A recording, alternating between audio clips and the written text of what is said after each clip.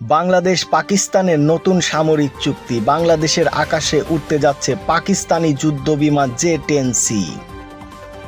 আর এতেই মাথায় হাত পড়েছে ভারতের দাদাদের। দক্ষিণ এশিয়ার ভূ রাজনীতিতে এক নতুন সমীকরণ। বাংলাদেশ পাকিস্তানের এই চুক্তিতে শুধু থাকছে না যুদ্ধবিমান, সাথে থাকছে গোয়েন্দা তথ্য এবং এক দেশ অপর দেশকে সামরিক সহযোগিতা করার চুক্তি। বাংলাদেশের বিমান বাহিনীর প্রধান ও পাকিস্তানের বিমান বাহিনীর প্রধানের মধ্যে এই চুক্তি সম্পূর্ণ হয়। এই চুক্তির ফলে বাংলাদেশ পাবে নতুন এক বন্ধুরাষ্ট্র, যেখানে থাকবে সামরিক সকল সহযোগিতা এবং তাদের আধুনিক মিসাইল ভান্ডারের নিরাপত্তার নিশ্চিতকরণ।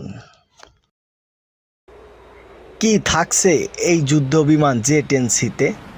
এই যুদ্ধবিমান J-10C হচ্ছে আধুনিক প্রজন্মের এক যুদ্ধবিমান, যেটাতে থাকবে এয়ার টু এয়ার মিসাইল, আকাশ থেকে জমিনে এবং জমিন থেকে আকাশে উৎক্ষেপণযোগ্য মিসাইল। তার ফলে থাকবে পুরা বাংলার আকাশ নিরাপত্তার বেষ্টনীতে ভরা এবং ভারতরা চাইলেই আর বাংলাদেশে দাদাগিরি ফলাতে পারবে না। কিছুদিন আগেই ভারত পাকিস্তানের যুদ্ধে তার সক্ষমতা দেখিয়েছে এই J-10C। ভারতের রাফাল যুদ্ধবিমানকে একদম ধ্বংস করে মাটিতে মিশিয়ে দিয়েছিল। তখন থেকেই নাম উঠে এসেছে দক্ষিণ এশিয়ার শক্তিশালী সবচাইতে যুদ্ধবিমান হচ্ছে এই J-10C যুদ্ধবিমান।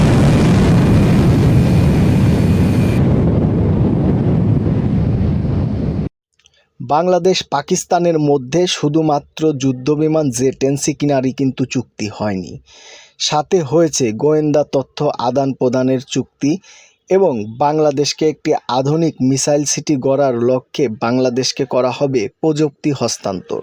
সব কিছু মিলিয়ে এই চুক্তি বাংলাদেশ এবং পাকিস্তানের জন্য খুবই একটা উদাহরণ হয়ে থাকবে এবং পাকিস্তান বাংলাদেশের যে বন্ধুরাষ্ট্র তার প্রমাণ দেওয়ার একটা সুযোগ পাবে পাকিস্তান। তবে সবার মনে একটাই প্রশ্ন, কতটা শক্তিশালী এই যুদ্ধবিমান J-10C? এই যুদ্ধবিমান J-10C হচ্ছে দক্ষিণ এশিয়ার ভূ রাজনীতি চেঞ্জ করা একটি যুদ্ধবিমান। এই যুদ্ধবিমানে থাকছে আধুনিক মিসাইল থেকে শুরু করে গোয়েন্দা তথ্য আদান প্রদান, বর্ডার অঞ্চলে শত্রুর ঘাঁটি নির্দিষ্টকরণ করা এবং শত্রুর ঘাঁটিতে দূর থেকেই মিসাইল মেরে উড়িয়ে দেওয়ার মতন সক্ষমতা।